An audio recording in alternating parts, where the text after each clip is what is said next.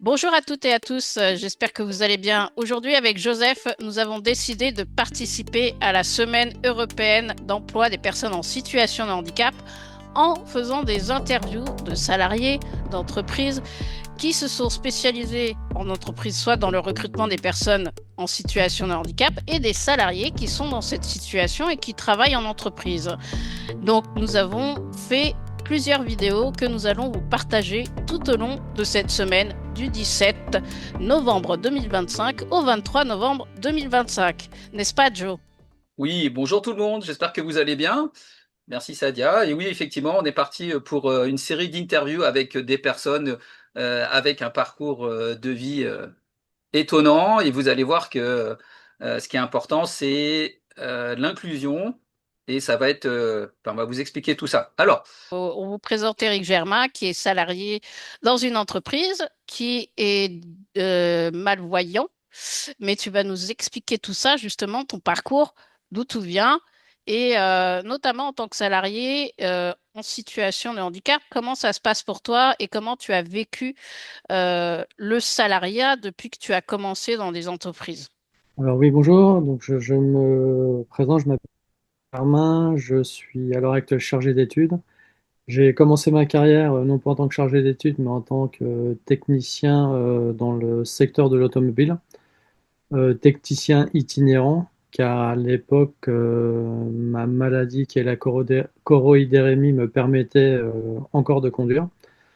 Donc ces 5 premières années, au travers de l'emploi, ont plutôt été, en fait, j'ai plutôt caché ma maladie pour éviter tout problème, car à l'époque, je n'étais pas encore déclaré travailleur handicapé. Et puis, 4 ans après, je suis rentré dans une seconde entreprise dans le secteur des travaux publics, où là, ma maladie a évolué.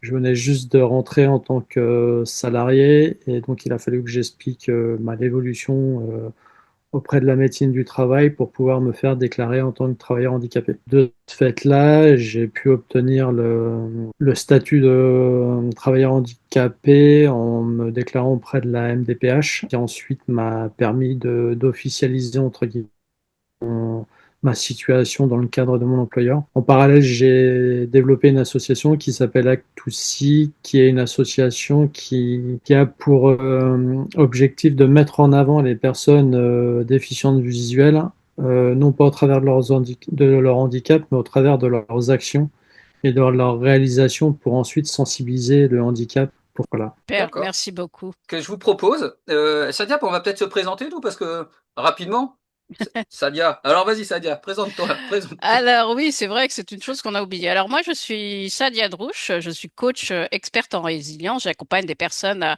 à développer leur capacité de résilience pour dépasser les défis dans leur vie au quotidien, mais aussi professionnelle.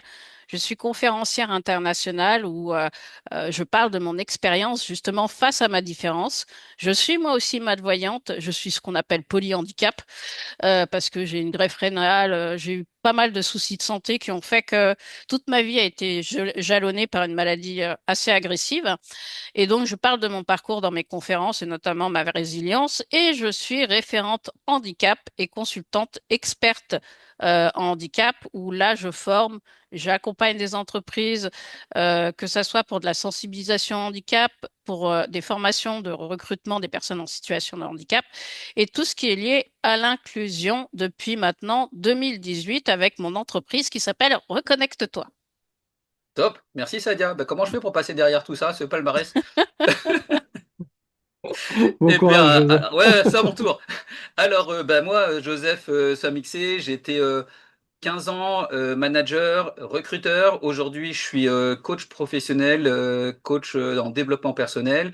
Je suis consultant en bilan de compétences et je suis porteur du projet Odysseus. C'est un projet inclusif. Je suis dans un incubateur et l'idée, c'est de accompagner toutes les personnes aujourd'hui qui ne trouvent pas leur place ou qui ne trouvent plus leur place dans la société à reprendre confiance en elles et à vraiment se reconnecter à la vie entre guillemets réelle avec le travail, avec le côté social pour pour se dire aussi que aujourd'hui la différence c'est aussi une force et on le dit tous, la différence, c'est un vrai atout pour les entreprises et c'est un peu ça aussi qu'on veut vous montrer, avec, ces interviews. C'est qu'embaucher des personnes en situation de handicap, c'est une vraie force, en fait. Exactement. On voulait interviewer des gens inspirants qui sont déjà dans cette démarche et Exactement. Eric en fait partie. Exactement. Alors, Eric, Merci. ce qu'on va te proposer, on va te proposer un petit jeu. Alors, l'idée, c'est qu'on a préparé des questions et on a une Oui, petite roue pour toi avec plein de petites questions dedans. Et le but, ça va être de répondre à ces questions en 3 minutes. le Voilà, challenge. le super challenge, ouais, c'est ça. Est-ce que ça te va? Très bien, Ok, parfait. super. Eh ben, écoute, on va lancer la roue. Allez, c'est parti. Alors, Avec plaisir. Eric, c'est bon pour toi? C'est Donc tout bon. challenge, C'est parti. 3 minutes. Ce que je te propose, c'est que je t'annoncerai peut-être à 30 secondes. Je veux dire, il te reste 30 secondes. Pas de Ok, pression, tout va bien. pas de souci. Allez, allez, On on est y parti. va. Allez, c'est bon pour vous? Tout le monde voit la roue qui tourne? Ouais, ouais. Allez. Alors Eric, première question. Tadam! Est-ce que pour toi, ça a été difficile d'accepter de faire la demande RQTH? En fait, non, ça n'a pas été compliqué. Je dirais même que c'est grâce à un de mes encadrants, un de mes dirigeants, que j'ai fait cette démarche-là. Car j'en avais déjà parlé au niveau de la médecine du travail et lui m'a incité et m'a accompagné dans cette démarche-là. Et donc, non, ça a été plutôt simple. Après, les démarches ont été plus ou moins complexes ou plus ou moins longues, Hmm, mais en ce qui concerne, si peut-être la prise de conscience, je me suis posé des questions avant de faire les démarches officiellement. Je me suis posé des questions parce que je ne connaissais pas les conséquences de cette démarche-là. Est-ce que j'allais être licencié? Donc il y hmm, avait une certaine peur à ce niveau-là. Après, une fois que j'ai pu rencontrer la médecine du travail, mon médecin traitant, et qu'on a pu m'expliquer les démarches et comment ça se passait au travers de la MDPH, bon, j'ai été plus ou moins, enfin plutôt rassuré. Donc c'est vrai que maintenant, dans le cadre de mon entreprise, quand je rencontre quelqu'un qui est dans cette situation-là ou quand on m'en parle directement, bah, en fait, je rassure les gens en disant non, il n'y a pas de problème, c'est pas parce que vous êtes déclaré RQTH que vous allez être licencié ouais, ou que vous allez être mis de côté.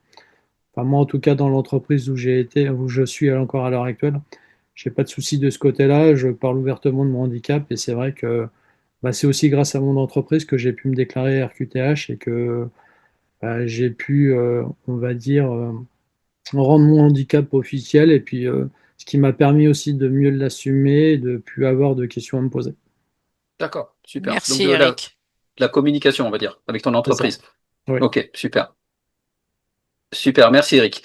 Alors, du coup, on va passer à la deuxième question. Alors, hop. Sois gentil, Joseph, avec moi. C'est Sadia qui a préparé les questions. Je me dédouane, moi j'ai rien fait. Ouais, je vois Je fais ça, que je vois tourner ça. la roue. Alors, qu'est-ce que le monde du travail aujourd'hui t'apporte au quotidien par rapport à le fait que tu sois RQTH ou même le fait d'être dans le monde du travail? Qu'est-ce que ça t'apporte aujourd'hui? Bah, enfin, déjà, ça me permet de me dire, j'ai un handicap, mais je suis utile parce que j'apporte une valeur ajoutée à mon entreprise. J'apporte d'autant plus une valeur ajoutée à mon entreprise, car au travers de mon handicap, je suis obligé de penser différemment que par Mhm. rapport à des, on va dire, aux personnes valides. Et c'est vrai que bah, ça apporte aussi une richesse, ça apporte aussi un savoir-faire qui est différent mais complémentaire de ce que peuvent apporter les personnes entre guillemets dites normales. Donc Mhm. le mix des deux, euh, le fait aussi d'avoir des encadrants une direction qui m'accompagne dans les démarches que j'ai pu effectuer, entre autres dans les démarches par rapport à mon chien guide, m'ont Mhm. permis bah, d'être rassuré et puis de me dire, bon, bah ok, j'ai un handicap, mais j'avance et je continue à travailler, à évoluer, et donc tout se passe bien, Ok, tout simplement. super, super. Parfait. Merci Eric. On est bien dans le timing, c'est parfait, magnifique. Bon, c'est pas Alors, fait. ah t'es bien là. Non mais t'es bien. Même qu'on pourra peut-être avoir du temps à la fin. C'est ça. Allez, on est reparti. Mystère. Alors, comment s'est passée ton intégration en entreprise? Le fait que tu sois en QTH, enfin, tu vois, enfin, que, voilà, comment tu as été. Ou bien quand ta situation au niveau visuel a évolué. Lorsque ma situation visuelle a évolué, je suis tombé sur mon encadrant de l'époque qui, qui a compris, qui a su en fait un peu pas me préserver, mais était attentif à mon comportement, à comment j'évoluais. Hmm. Et puis après, mon entreprise a été géniale, c'est que j'étais sur un poste itinérant. On m'a trouvé un poste dans un bureau, ce qui m'a permis de travailler 5 ans, alors déporté de mon siège social, mais ce qui m'a permis de travailler chez un client pendant 5 ans avec une équipe polyvalente et on va dire très humaine, aussi bien professionnelle qu'au niveau du handicap. Et ça, c'est ce qui m'a permis aussi de me dire, bon, bah, j'ai basculé dans un mode, on va dire, handicap et bah, les gens, ils le comprennent et j'avais pas de souci en fait de ce côté-là. Donc c'était plutôt rassurant par rapport à ça. Et puis après, l'évolution a fait que bah, j'ai toujours été transparent par rapport à mon handicap et je suis toujours tombé sur des personnes compréhensives et qui ont accepté les différentes évolutions, les différents passages entre mon passage dans l'entreprise avec un chien guide que je formais, le passage à la canne blanche et l'arrivée de mon chien guide. Donc c'est vrai que ça a été toute une histoire au travers de cette entreprise. Et oui, j'ai eu beaucoup de chance de rencontrer les bonnes personnes et d'avoir encore les bonnes personnes autour de moi pour pouvoir continuer à avancer en toute confiance et sans aucun souci, quoi. Euh, alors, comme on a un peu de temps, Eric, j'ai une question. Enfin, j'ai surtout une observation que j'entends depuis tout à l'heure, c'est que c'est quand même d'abord une histoire d'entreprise, de volonté en fait d'entreprise, et que finalement, quand une entreprise, elle veut aussi t'aider et te mettre en avant, c'est possible. C'est-à-dire que là, tu as une entreprise bienveillante avec des managers, enfin un manager bienveillant, donc l'humain est quand même super important dans ce cadre-là en fait. Ah bah oui, et puis je pense que c'est une des valeurs fortes de mon entreprise à l'heure actuelle, c'est que il y a une partie, enfin une des valeurs dans l'entreprise, c'est de mettre en avant son capital humain et Mm, que ça soit au travers de toute la hiérarchie et et d'être très attentif bah, aux personnes travaillant dans l'entreprise et d'autant plus à une personne ayant un handicap. mm, C'est vrai que de ce côté-là, j'ai continué. La première entreprise où j'étais n'aurait sûrement pas réagi du tout dans le même sens. Ouais. Alors après, je me trompe peut-être, hein, mais c'était une époque différente. Donc, il y a 24 ans, enfin même un peu plus de ça, il y a ouais, un peu plus de 24 ans, les entreprises étaient sûrement pas aussi sensibilisées mm, que maintenant au niveau du handicap. Le fait qu'il y ait aussi le développement des RSE des entreprises permettent aussi de communiquer énormément là-dessus et aussi bien dans le cadre public qu'en interne au niveau des entreprises. Et je pense que bah, les missions handicap, les référents handicap au sein des entreprises, c'est aussi une avancée qui va jamais mm. assez vite, qui permet Exact. de montrer que bah, des petits pas sont faits, et je suis le premier à le dire, hein, que ça avance jamais assez vite. Mais les petits pas sont faits, et c'est grâce à ces petits pas que je peux encore travailler à l'heure actuelle, que mon handicap dans le cadre de mon entreprise, c'est pas un souci, Mm. et que bah, s'il y a un problème, on trouve des solutions ensemble. Et ça, c'est Ouais. vraiment très agréable. Bah écoute, on va en refaire une petite. Oui. Allez, Qu'est-ce que... Allez. hein allez. avec plaisir. Allez, c'est parti. Alors Eric, est-ce que les entreprises que tu as faites se sont adaptées à tes besoins? Alors, tu en as un peu parlé, mais voilà, est-ce que tu peux un peu nous en dire un peu plus sur... Qu'est-ce Alors, que qu'est-ce qu'ils ont adapté au Ouais. niveau de ton poste? la première entreprise, non. L'entreprise où je suis actuel, oui, ils ont adapté mon poste. En fait, faut regarder aussi par rapport à ma malvoyance. J'ai encore une acuité qui est pas mauvaise, mais j'ai un champ visuel qui se rétrécit. Le travail sur écran, c'est que j'ai besoin en fait d'avoir les informations qui me permettent de travailler face à moi. Hmm. Ce qui veut dire que j'ai un écran de PC portable qui me permet de travailler correctement, mais j'ai surtout aussi une souris qui a été adaptée pour éviter de me déplacer et de chercher ma souris, et Ah un oui. clavier avec des touches grossissantes. Donc c'est les premiers niveaux d'adaptation que j'ai eu.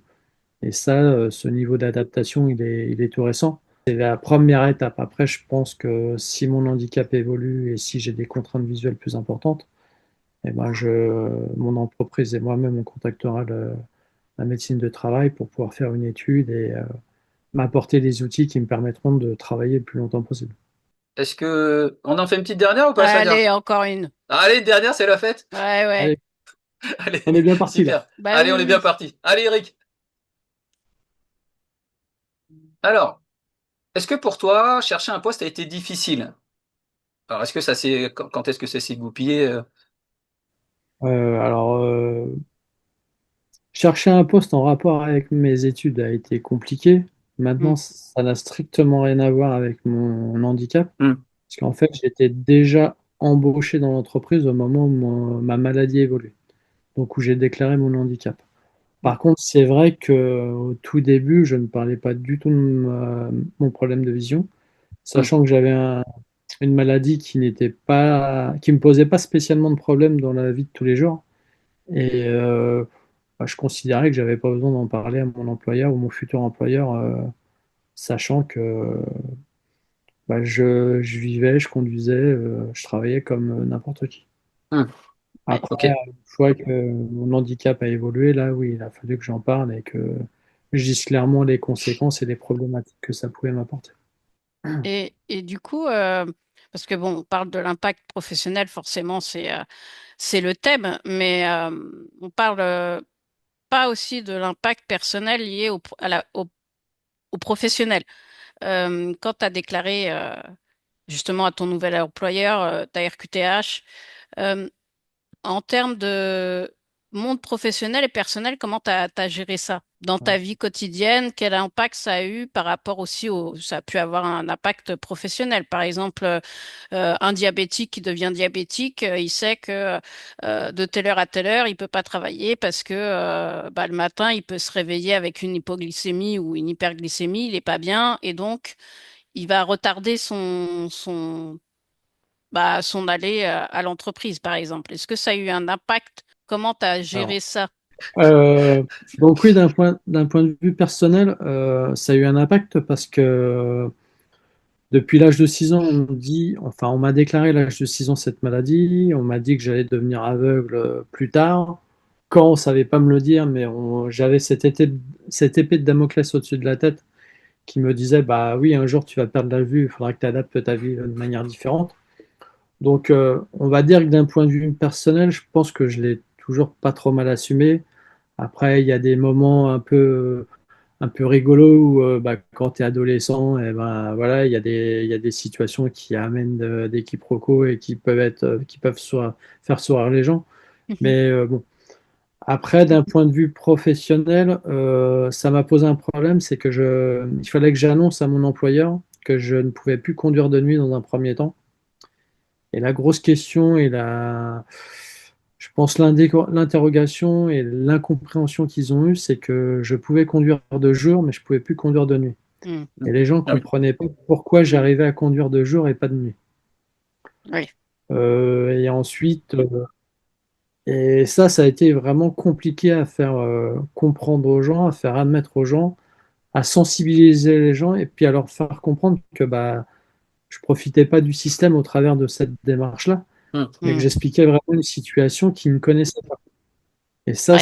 ça, je pense que ça a été la plus grosse complexité que j'ai pu avoir dans le cadre professionnel. Personnel, j'ai toujours réussi à me débrouiller. Professionnel, c'est plus compliqué parce que en fait, c'est un handicap invisible. Hmm. Mm. Personne voit que, à l'époque, personne voyait que j'étais déficient visuel ou malvoyant ou que j'avais un problème de vision. Et en fait, je trouvais toujours des parades pour faire comme tout le monde. Ça a été la plus grosse difficulté. Mais merci en tout cas pour ton Ah, merci, retour sur Eric. cette Ouais, question parce que je trouve qu'elle est importante. Il y a toujours un impact, la santé en général, hein, a un impact personnel forcément, mais qui a forcément aussi un impact professionnel, que ça soit pour faire comprendre, notamment quand c'est un handicap invisible, que non, c'est pas un privilège, c'est qu'il y a vraiment quelque chose derrière. Et ce quelque chose derrière, mis à part ton directeur. Tout le monde n'a pas besoin de savoir ce que tu as et c'est compliqué en fait pour certains de se faire comprendre là-dessus en disant mais non en fait je fais pas juste ça parce que soi-disant j'en fais moins ou je suis copain copine du patron.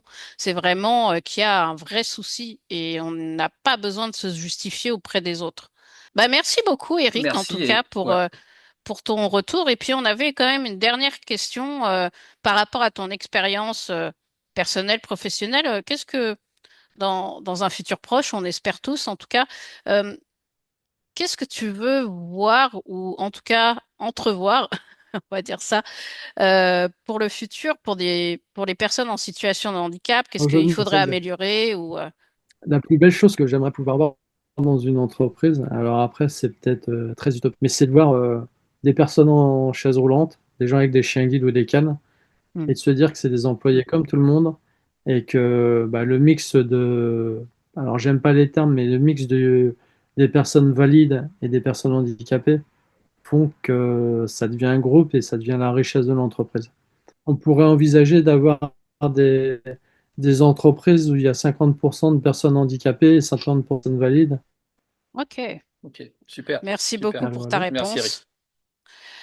En tout cas, j'espère que vous qui nous regardez, hein, je vais parler français, vous qui nous regardez, j'espère que cette interview vous aura plu. N'hésitez pas à commenter, à partager Hmm. et à donner votre avis, mais surtout aussi à aller voir Éric Germain sur LinkedIn hein, et vous abonner aussi à son association Actoussi qui est une association porteuse de projets, en sachant que je fais aussi de la pub, vu que je travaille en tant que bénévole dans cette association, justement pour être dans cette vision où la différence est une force et quel que soit le handicap que nous avons, qu'il soit visible ou invisible, c'est une différence et n'oubliez pas que le handicap est dans l'environnement et pas dans le corps. Merci beaucoup, Merci beaucoup à Eric. tous. Merci Merci à Eric. vous. Et puis, on vous dit à la Merci. prochaine À la vidéo. prochaine.